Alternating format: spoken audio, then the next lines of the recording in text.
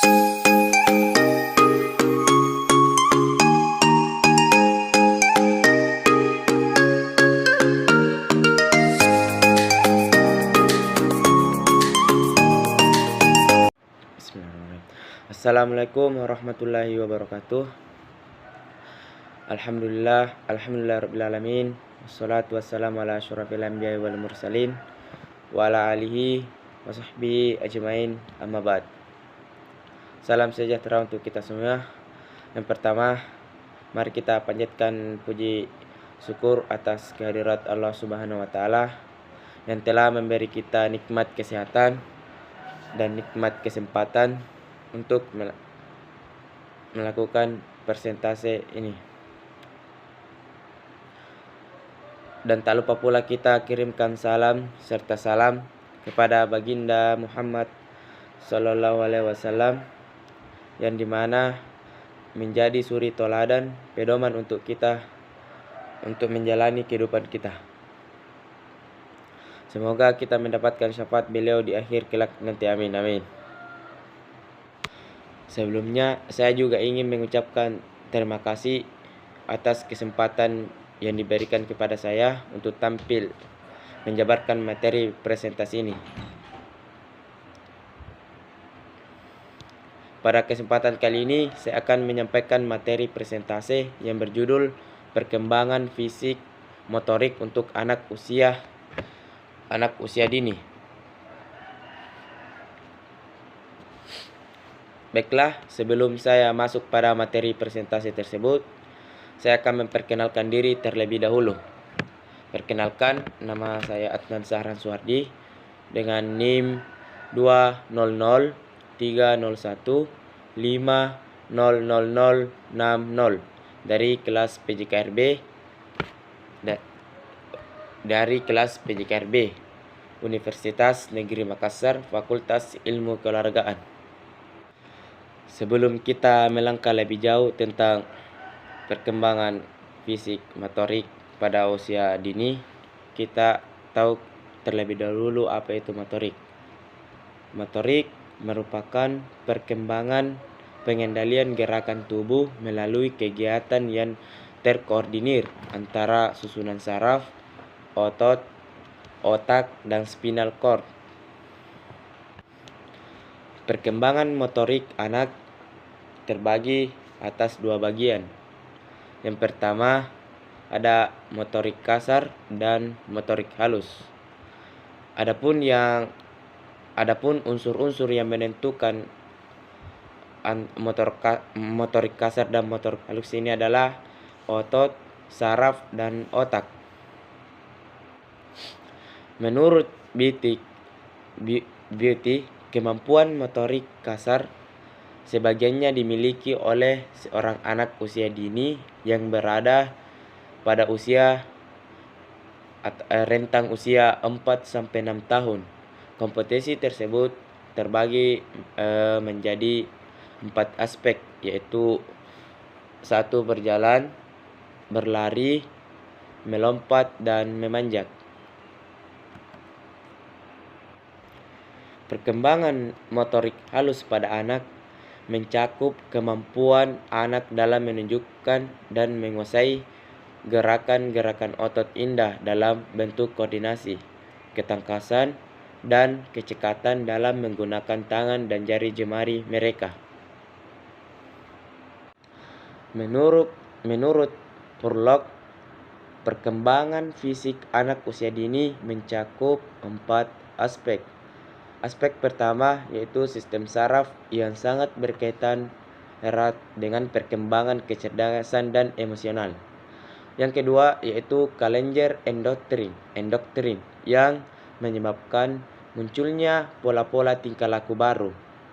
Yang ketiga, otot-otot yang mempengaruhi perkembangan kekuatan dan kemampuan motorik. Yang keempat, struktur tubuh yang meliputi tinggi, berat, dan proporsi tubuh. Kemudian perkembangan fisik. Perkembangan fisik merupakan hal yang mendasar bagi kemajuan perkembangan berikutnya. Ketika fisik berkembang dengan baik, kemungkinan anak dapat lebih mengembangkan keterampilan fisiknya dan eksplorasi lingkungannya dengan tanpa bantuan orang lain. Ya, kemudian keadaan berat dan tinggi badan. Pada anak usia ini, pertumbuhan pada bagian atas perkembangan lebih lambat daripada bagian bawah, karena anggota-anggota badan relatif masih pendek, kepala dan perut relatif masih besar. Selama masa akhir anak-anak, tinggi bertambah sekitar 10% setiap tahunnya. Pada usia anak 6 tahun, rata-rata mempunyai tinggi 68 inci dengan berat 22,5 kg. Kemudian kita masuk pada 3 tahap perkembangan keterampilan motorik anak usia dini. Ada 3 tahap perkembangan keterampilan motorik anak usia dini. Yang pertama, tahap kognitif. Tahap kognitif. Anak berusaha memahami keterampilan motorik serta apa saja yang dibutuhkan untuk melakukan suatu gerakan tertentu. Pada tahap ini, dengan kesadaran mentalnya, anak berusaha mengembangkan strategi tertentu untuk mengingat gerakan serupa yang pernah dilakukan pada masa yang lalu. Yang kedua, ada yang dinamakan tahap asosiatif. Anak banyak belajar dengan cara coba-coba kemudian meralat. Olahan pada penampilan atau gerakan akan dikoreksi agar tidak melakukan kesalahan kembali di masa mendatang. Tahap ini adalah perubahan strategi dari tahapan sebelumnya, yaitu dari apa yang harus dilakukan menjadi bagaimana melakukannya. Kemudian yang ketiga, ada yang dinamakan tahap autonomos. Dalam tahap ini, anak sudah menampilkan gerakan secara otomatis. Gerakan yang ditampilkan anak merupakan respon yang lebih efisien dengan sedikit kesalahan. Kemudian prinsip perkembangan motorik. Di sini ada beberapa prinsip utama perkembangan motorik yang menurut Malina dan Bocher pada tahun 1991, yaitu ada 5 prinsip. Yang pertama, kematangan syaraf. Yang kedua, urutan. Yang ketiga, motivasi. Yang keempat, ada pengalaman. Dan yang terakhir, kelima, yaitu praktek. Kemudian kita masuk pada 3 unsur yang menentukan dalam perkembangan motorik otot, saraf, dan otot. Baik, kita perhatikan tabel berikut ini. Yang pertama, ada otak besar. Fungsinya itu merupakan pusat kontrol yang menerima dan memproses informasi penginderaan. Yang kedua, ada basal ganglia. Fungsinya mengumpulkan sel saraf di dalam sistem saraf pusat yang menyebabkan gerakan tanpa direncanakan terlebih dahulu. Yang ketiga, yaitu ada otak kecil, biasa juga disebut cerebellum. Fungsinya itu pada otak kecil ini bagian yang mengatur seluruh pergerakan tubuh dan koordinasi gerakan tubuh. Yang keempat, ada batang otak. Bagian ini merupakan bagian yang menghubungkan otak dengan jaringan saraf, memiliki fungsi menyeleksi informasi dan membiarkan otak bereaksi sesuai kebutuhannya. Yang terakhir, ada jaringan saraf. Pada bagian ini, jalur transmisi bagi pesan-pesan yang datang menuju otak. Kemudian, indikator pencapaian tahap perkembangan fisik atau motorik anak usia dini. Di sini ada 5 indikator. Yang pertama adalah imitation, yaitu peniruan. Suatu keterampilan imitation adalah suatu keterampilan untuk meniru suatu gerakan yang telah dilihat, didengar, atau dialaminya. Yang kedua ada manipulation atau penggunaan konsep. Penggunaan konsep yaitu suatu keterampilan untuk menggunakan konsep dalam melakukan kegiatan atau melakukan suatu gerakan. Yang ketiga ada precision atau ketelitian. Precision ini yaitu suatu keterampilan yang berhubungan dengan kegiatan melakukan secara teliti dan benar.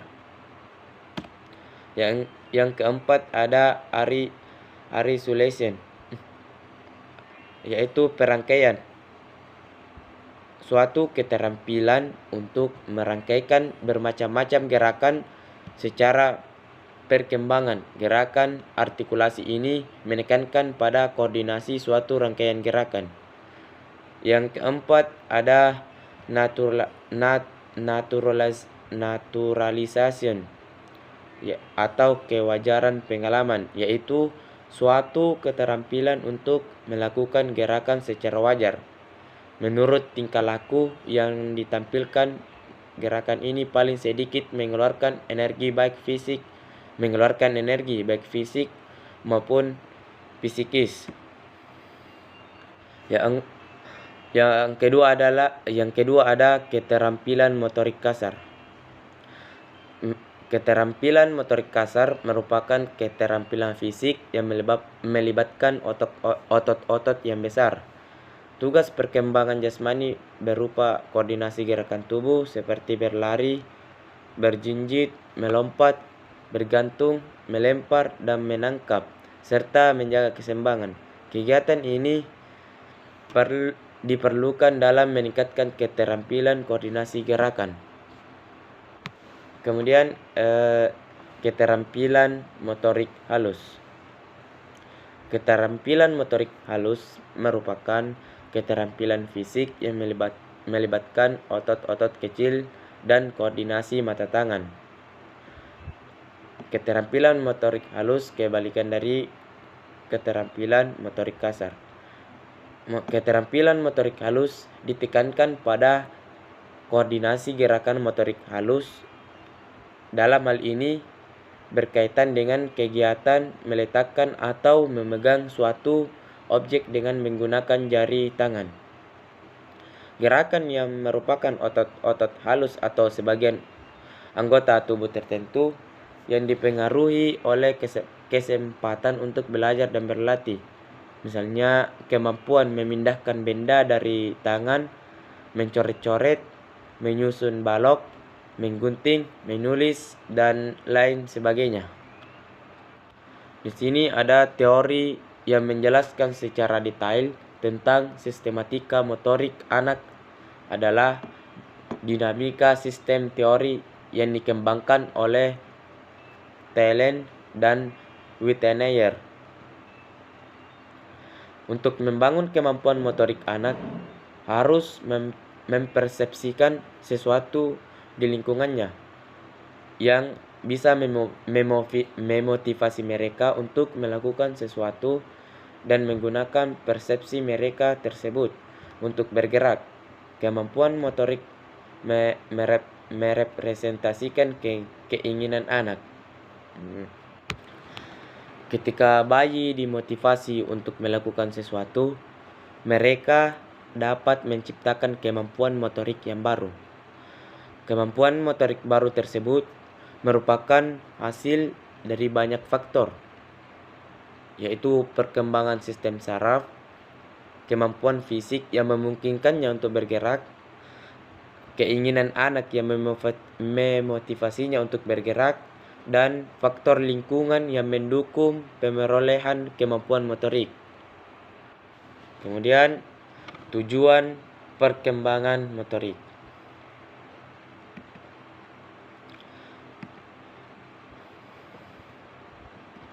Tujuan program pengembangan keterampilan motorik anak usia dini. Yang pertama, program pengembangan keterampilan motorik kasar. 1. Agar anak mampu meningkatkan keterampilan gerak.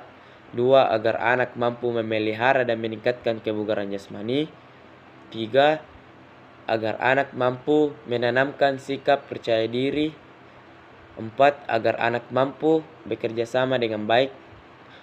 5. Agar anak mampu berperilaku disiplin, jujur, dan sportif. 2. Program pengembangan keterampilan motorik halus. 1. Agar anak mampu memfungsikan otot-otot kecil seperti gerakan jari-jari tangan. 2. Agar anak mampu mengkoordinasikan kecepatan tangan dengan mata. Yang ketiga, agar anak mampu mengendalikan emosinya. Kemudian kita masuk pada tujuan pengembangan motorik halus anak usia 4-6 tahun. Di sini ada 4 tujuan. Yang pertama, agar anak mampu mengembangkan kemampuan motorik halus yang berhubungan dengan keterampilan gerak kedua tangan seperti mengayam, bertepuk tangan, dan bertepuk tangan. Yang kedua, agar mampu mengkoordinasikan indera mata dan aktivitas tangan. Yang ketiga, agar anak mampu menggerakkan anggota tubuh yang berhubungan dengan gerakan jemari seperti kesiapan menulis, menggambar, dan memanipulasi benda-benda. Yang terakhir, 4. Agar anak mampu mengendalikan emosi dalam beraktivitas motorik halus. Fungsi keterampilan motorik anak usia dini menurut Hurlock.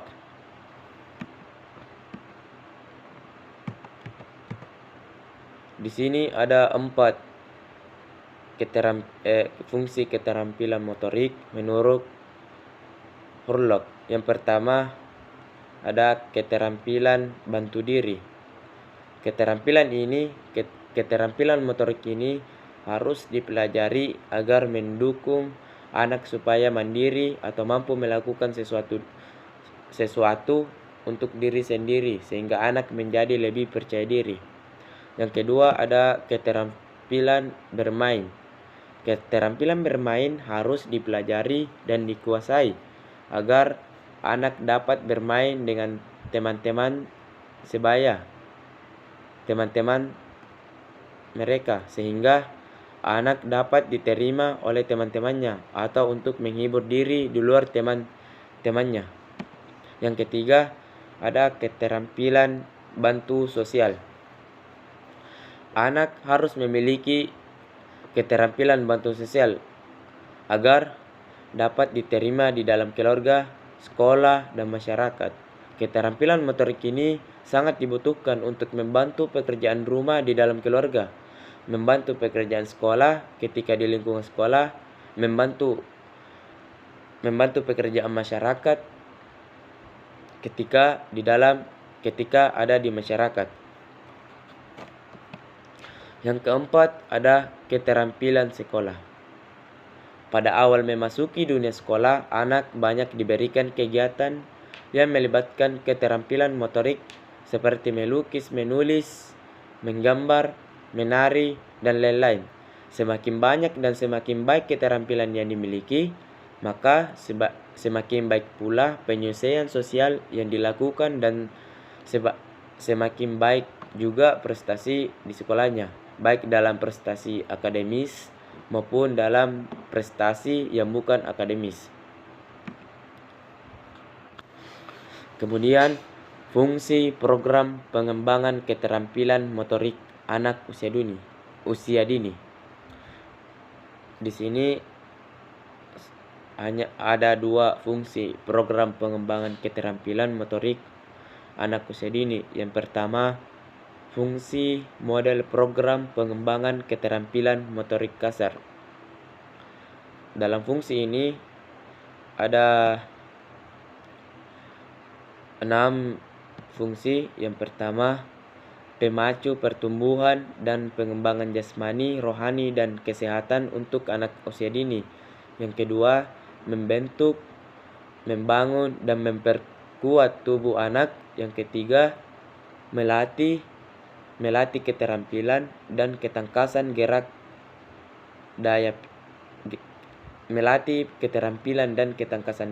juga daya pikir anak usia dini. Yang keempat, ada berperan meningkatkan perkembangan emosional.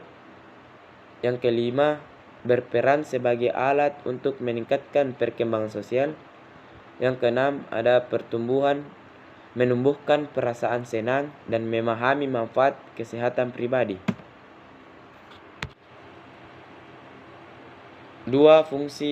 Yang kedua, fungsi model program pengembangan keterampilan motorik halus.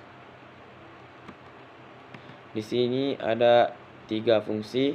Yang pertama, keterampilan motorik halus berperan sebagai alat untuk mengembangkan keterampilan gerak kedua tangan.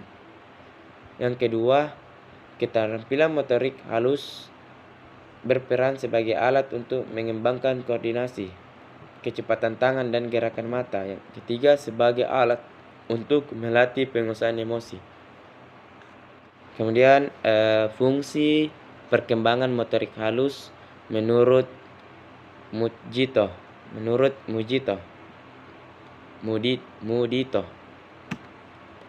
Ada 3 fungsi. Yang pertama, agar anak dapat menghibur dirinya dan memperoleh perasaan senang. Yang kedua, dapat beranjak dari kondisi tidak berdaya pada bulan-bulan pertama kehidupannya melalui keterampilan motorik. Yang ketiga, keterampilan motorik, anak dapat menyesuaikan dirinya dengan lingkungan sekolah dengan keterampilan motorik. Perkembangan motorik akan berbeda tingkatannya pada setiap individu. Anak tentu mungkin akan bisa melompat dan menangkap bola dengan mudah, sementara yang lainnya mungkin hanya bisa menangkap bola yang besar atau berguling-guling. Orang tua dan orang dewasa di sekitar anak harus mengamati tingkat perkembangan anak-anak yang merencanakannya sebagai kegiatan yang bisa menstimulasinya. Demikianlah beberapa hal yang bisa saya sampaikan. Sebelumnya saya mohon maaf sebesar-besarnya kepada kalian semua apabila di dalam penyampaian tadi mungkin ada kesalahan kata atau beberapa pernyataan yang menyinggung hadirin sekalian. Saya ini hanya manusia biasa yang tidak luput dari kesalahan. Sebagai penutup, saya ingin mengutip pernyataan dari Walt Disney. Ia mengatakan, sebuah impian pasti bisa Anda wujudkan jika Anda memiliki keberanian untuk mengejar mereka. Artinya, jika Anda punya impian, maka genggam impian tersebut. Yakini dan kejar. Percayalah bahwa impian pasti bisa Anda wujudkan. Izinkan saya menyelesaikan. Ada kesenjangan antara pengetahuan ilmiah dan perilaku dunia usaha. Dan inilah yang diketahui secara ilmiah. Wabillahi taufiq wal hidayah. Assalamualaikum warahmatullahi wabarakatuh. Sekian dan terima kasih.